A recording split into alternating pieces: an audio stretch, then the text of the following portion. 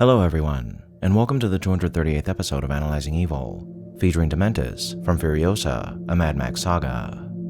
Strangely lovable and terrifyingly twisted, Dementus has proven himself to be a fantastic addition to the Mad Max universe, a character that's a pleasure to see in action opposite the dreaded Immortan Joe, a man as warped by the wasteland as he has been a warping factor in it. Well, in this episode, we're going to discuss all the ways in which Dementus more than earned his namesake, and how a man thrust into a world dominated by scarcity and death can become nearly as, or perhaps just as monstrous, as the monster he opposed. But perhaps Dementus wouldn't have been so monstrous if he'd been able to get some decent shut-eye in that sun-choked wasteland he inhabited, which he could have easily accomplished with our sponsor for this video, Manta Sleep. It's hard to find anything in the wasteland, let alone some shut-eye, but I'd be willing to bet that some of Manta's high-quality sleep masks are floating around out there somewhere. Because when it comes to sleep masks, you can do no better than Manta. Manta offers 8 different styles of sleep masks that give all types of sleepers the assistance they need in making their dreaming hours as peaceful as possible, all of which feature unparalleled adjustability, a premium feel, and pro-nap movement that can soothe your eyes as they protect them if you choose their steam or cool masks, or even your ears with the sound mask and its built-in Bluetooth headphones. If you're someone who needs a softer touch or a heavier hand, Manta has you covered with their silk and weighted masks as well, so no matter how you like to sleep, Manta will have you covered. And with how important it is to make sure your sleeping area is as calm and peaceful as possible, Manta Sleep is a welcome addition for anyone, no matter what your sleeping schedule is. We're nearing the end of summer, but that doesn't mean there won't be a shortage of sun rays invading your sleeping area.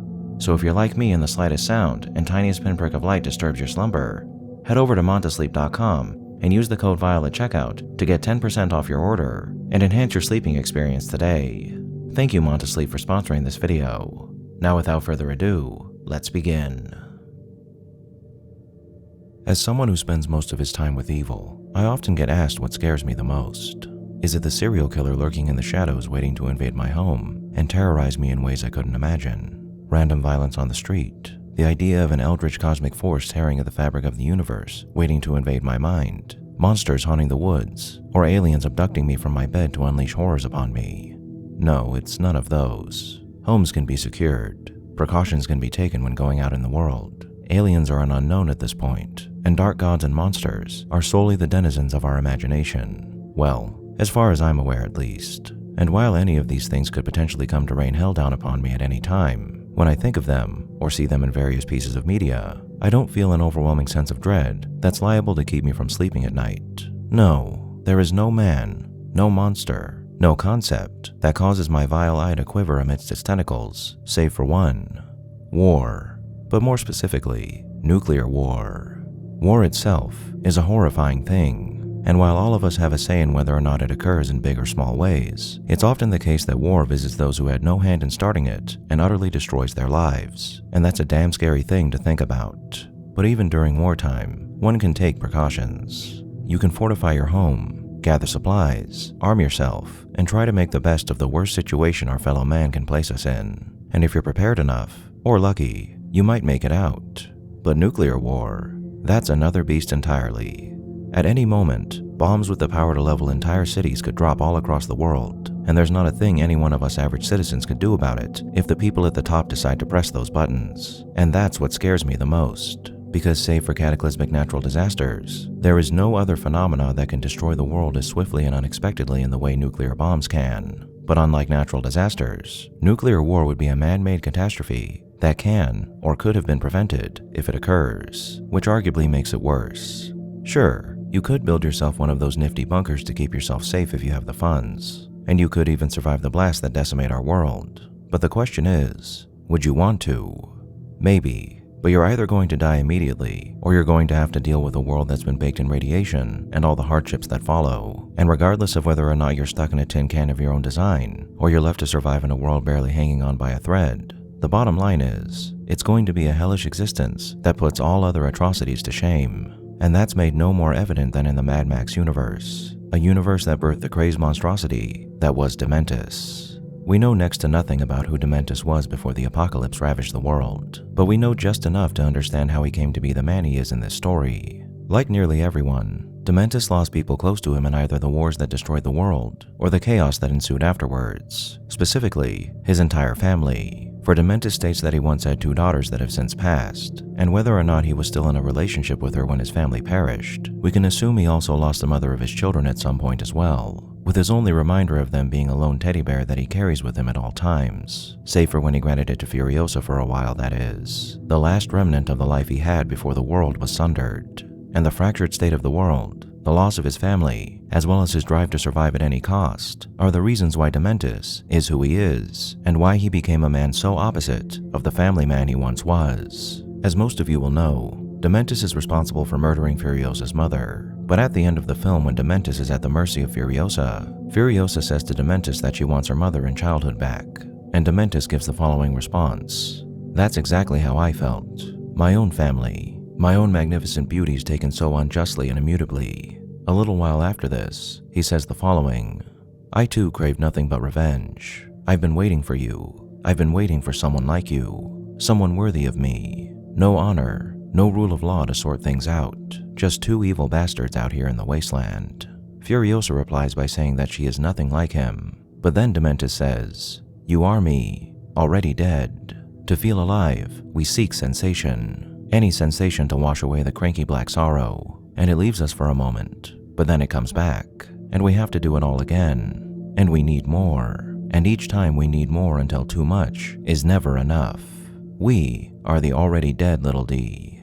Those are the words of a man in unending pain, a man who has lost everything he once held dear, including himself, who has no idea how to deal with his pain, aside from constantly distracting himself to dull it in any way that he could. And unfortunately for the many people who would cross his path, those distractions often came in the form of brutal, cruel, and merciless actions. His existence is one of eternal torment for himself and the people he targets. And though it is his pain that has broken him, there is something else plaguing the mind of Dementus that shattered him beyond repair. A complete and utter lack of hope that anything will get better in this world, and an abject hatred for any and all who claim otherwise. You fabulous thing, you crawled out of a pitiless grave deeper than hell. Only one thing's gonna do that for ya. Not hope, hate. No shame in hate. It's one of the great forces of nature. That wasn't hope, that was instinct. This is what Dementus says to Furiosa after he recognizes her at the end of this film, and it's these lines that allow us to understand further how critical hopelessness is to his character. In Dementus's mind, there is not a shred of hope for this world anymore. There is nothing that can fix the wrongs inflicted upon it, and there is nothing that can ensure the future will be a better place than the past. All there is the here and now, and the here and now is dreadful, a place where scarcity, death, and despair dominate all aspects of life. So in order to find any sort of purpose in this new world, Dementus has fully committed himself to villainy in order to satisfy his incessant desire to punish a world that he can only offer hatred and madness to. But there's a method to Dementus's madness. He's not just a hate-filled monster lashing out at the world in fits of uncontrollable rage. He's a hate-filled monster who wishes to harm a world that has so harmed him, and enjoy it as much as he can in the process. And as we watch Dementus partaking in his chosen poison throughout this film, we find a man who's incredibly intelligent, cunning, and crafty that's as terrifying for his acts of brutality as he is for his dastardly plots and schemes that may very well have spelled an end to nearly all life in the wasteland. Now, at the time this story begins, Dementus has already cemented himself as the boss of a sizable wasteland biker gang, and we can only assume that to acquire this position, he needed to engage in all manner of violent acts to do so, which is made evident by the fact that not long after we meet him, we find Dementus crucifying Furiosa's mother so we can learn the whereabouts of her group's hidden sanctuary. However, the story of Dementus is one of evolution, and as this saga progresses, Dementus becomes increasingly more, well, demented. Tall, muscular, handsome, and sporting a mighty fine beak of a nose, Dementus is an imposing figure with striking eyes and a long mane and beard. A man with flair and charisma who rides as a mighty and flamboyant warrior on a chariot that's pulled by 3 motorcycles, ever making every action he takes, whether violent or not, into an epic spectacle that would be a welcome sight in the theater and ancient coliseum alike. And while his dress is typical for your average wasteland warrior, the most important aspect of his appearance aside from his ever-present teddy bear is his parachute cloak. Initially, this cloak is white and pristine, and when we're first introduced to Dementus, we see him wearing its hood over his head as he gazes upon a bike that his history man is educating him on, whilst he's surrounded by various followers. The symbolism in this scene is immediately apparent, with the messianic-looking Dementus attended by his apostles as they congregate around what may as well be a source of divinity in the wasteland, which initially does the job of deceiving us into thinking that this man might be more virtuous than your average post-apocalyptic leader, something that's shown to us further when he chooses to shelter the young Furiosa and commands his men to keep her safe. Again, it quickly becomes evident that he is in fact not any sort of gentle leader once he murders Furiosa's mother, a moment that gives us our first glimpse of Dementus' true character, a man who's utterly insane and sadistic that revels in pain, suffering, and drinking the zesty and piquant tears of his enemies. But more than faking us out by presenting a measured Dementus to us, this scene shows us what Dementus' first choice of distraction was in his quest to dull his pain. As I said earlier, there's no doubt that Dementus had to take a lot of violent action in order to make himself a leader in this world. But rather than making himself into your average raider warlord once he did, he chose to make himself into a sort of savior figure much like Immortan Joe did. The golden-haired white Dementus is a fair man, a measured man, one who isn't afraid to murder and maim when appropriate, yes, but one who sits in his tent ruling with an equal measure of compassion and force, a man who his men don't necessarily worship, but respect, a lord ruling over his fief, who's given all the honor and praise this station affords him, and the opportunity to bask in their admiration as he continues to build for himself a place in the wasteland. We can assume that Dementus and his gang went on frequent raids during the time before we meet him, adding ever more members to their ranks as they tried to make some semblance of a civilization for themselves. But because that was all they could do, Dementus' persona was allowed to stagnate in a way, becoming this semi-benevolent leader who could do no more than continue to raid, pillage, and distract himself with tortures like the 5-bike Teddy, which if the scene where he makes a rival group of 20 men fight until there are 5 remaining so they can earn a place in his horde is any indicator, actions like these did much to instill within his men and prospective members the type of punishment they could expect if they crossed him, but also the place they would earn in this mighty man's horde should they stay loyal to him.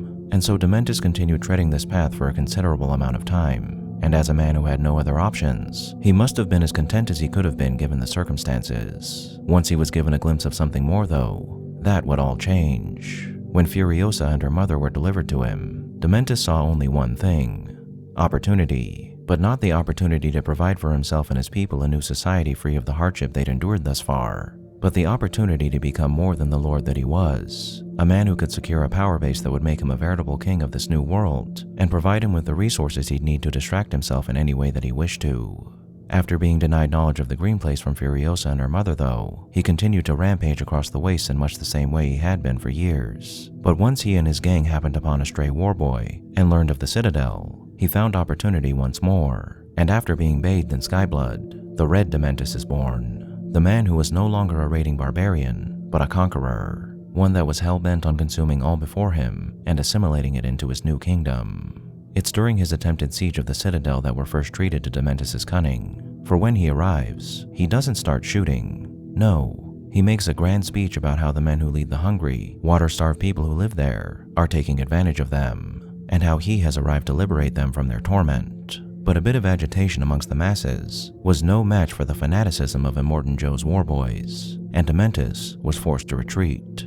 Not one to be denied what he wants though. His cunning once again serves him well when he ambushes a convoy headed for Gastown, successfully capturing it and using it as a Trojan horse in order to enter Gastown and provide him with leverage that he could use to negotiate with Immortan Joe. It's during this sequence that we learn how little Dementus values the lives of his men, for when the gates of Gastown won't open for him, he chooses to make his ruse more real by ordering the murder of his own men, showing us that whatever benevolence he may have appeared to have when he was the White Dementus was nothing more than a component of his carefully crafted messianic facade. Once he has Gastown in hand, we see again Dementus' capacity for clever thinking and scheming as he attempts to browbeat Immortan Joe into making a pact with him, granting him the title of Lord of Gastown in exchange for not laying waste to it, something he accomplishes with a bizarre spectacle wherein he shows Joe just how unhinged he is when he slices off his possible brother's head with a strange contraption and rips his nipples off in the process. While Dementus is forced to give up Furiosa in this deal and receives much less than he was bargaining for, he still earns himself that new kingdom and a place where he can continue to make the best of a world wasted. Fast forward several years though, and we find that the great Dementus, Lord Guardian of Gastown, isn't in the greatest position as leader of his new kingdom, with the people who live there starved and worked up into a chaotic frenzy over his mishandling of his charge, something that's made more evident by the destroyed quarters of Gastown's former leader that he now calls his home, a place that was once reminiscent of the beauty embodied by the old world, but one that has now been reduced to the den of a crazed savage. Dementus is a mad dog, A smart mad dog, but a mad dog nonetheless. And once he caught the proverbial car he'd been chasing, he really had no idea what to do with it. And so Gastown fell into a state of disarray, much like its leader's mind did. So in order to save face, Dementus decided he would try and conquer the bullet farm as well, something he nearly succeeded in doing. But due to the meddling of Furiosa and Prejak, his efforts failed, and this failure would be the catalyst for Dementus' transformation into his final persona, Dark Dementus. The Dark Dementus cannot afford to be soft. It's the price I pay to be your leader. It's the price we all pay to survive in the wasteland. We cannot be soft. There must be retribution, justice, and retribution. Up to this point, Dementus had already proved himself to be quite the brutal lord, but his pursuit and capture of Prejak and Furiosa here elevated his cruelty to a greater extent, with one of the most gruesome scenes in this already gruesome story being his execution of Prejak by having him attached to a bike by a chain and dragged around for hours, all whilst Dementus sits on the hood of his car and stares vacantly into the distance. The madness of this man is more clear than ever in this moment. A man so thoroughly broken that he isn't even properly distracted by his macabre antics this time around, with only the cold confirmation that the cycle of pain and suffering is a part of will continue on. No, must continue on. For the reason Dementus so despises any ounce of hope is because he firmly believes that nothing will ever change here. It will never get better. Things will never be easier. And it's this moment that has truly solidified that for him. So Dementus declares open war against Immortan Joe, not caring any longer for nuance or politics in his quest for retribution and justice for the crimes committed against him, perceived or otherwise. Perhaps Dementus truly sought victory over his enemies in this war, believing that total war might finally be the one grand distraction he needed to put all of his pain behind him. But I'd wager that the Dark Dementus didn't care whether or not he won, for he had become so single-minded in his pursuit of brutal distraction that the only thing that mattered now was unleashing all his dread power upon the world so he might quiet the never-ending storm of sorrow raging in his mind, no matter the cost to him or others. But Dementus was eventually stopped by Furiosa, and his reign of terror was ended. Some say she ended it with a bullet to the back of the head. Others claim she tortured him in the way he tortured her loved ones. But the truth apparently is that Furiosa took Dementus back to the Citadel and placed him high up in the hydroponic garden, growing from his wasting body a peach tree as he was slowly consumed by a painful and agonizing death, bringing life to this world with his demise, much like he brought death to it in life. And in his final encounter with her, he sums up why the madness of Dementus and his never-ending quest to distract himself was pure folly. You can never balance the scales of their suffering. This is what Dementus says to the enraged Furiosa, a woman who is trying to make Dementus suffer for the pain he caused her in turn. But he's absolutely right. The thing about revenge is that no matter what you do, nothing will ever be able to heal the wounds that have been inflicted upon you. The pain will grow less with time, but it will always be there in some form or another. And if you do choose to take this path, you almost always end up destroying who you are in the process and prolonging a pain that otherwise might have been partially healed had you given it time.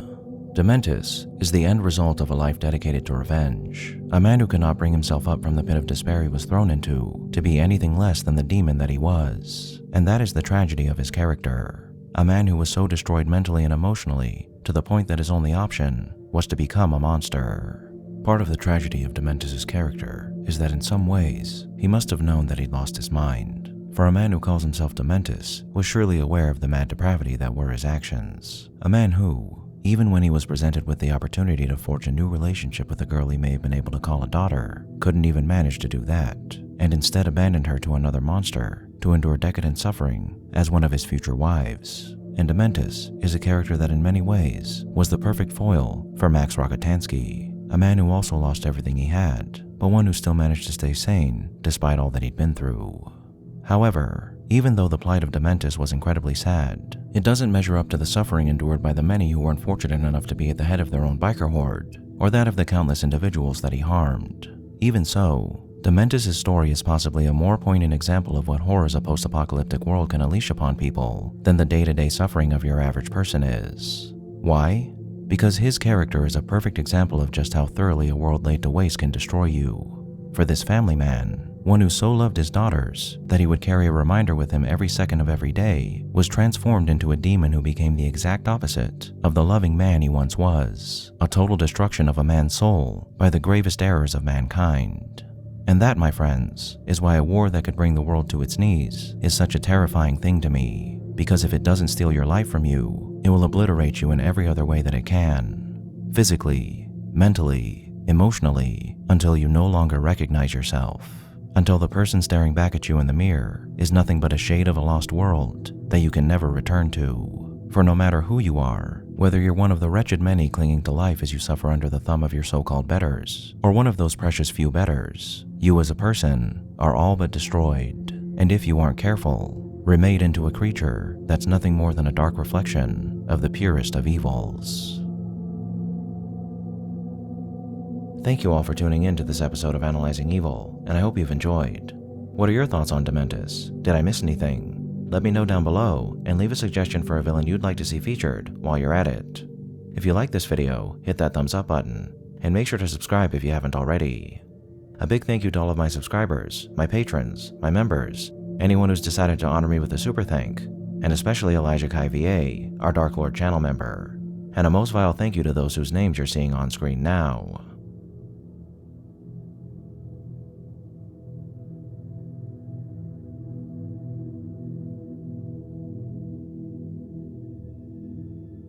Join the channel's Discord server and subreddit to interact with myself and the community, and follow me on the social media platforms listed below to keep up with the channel.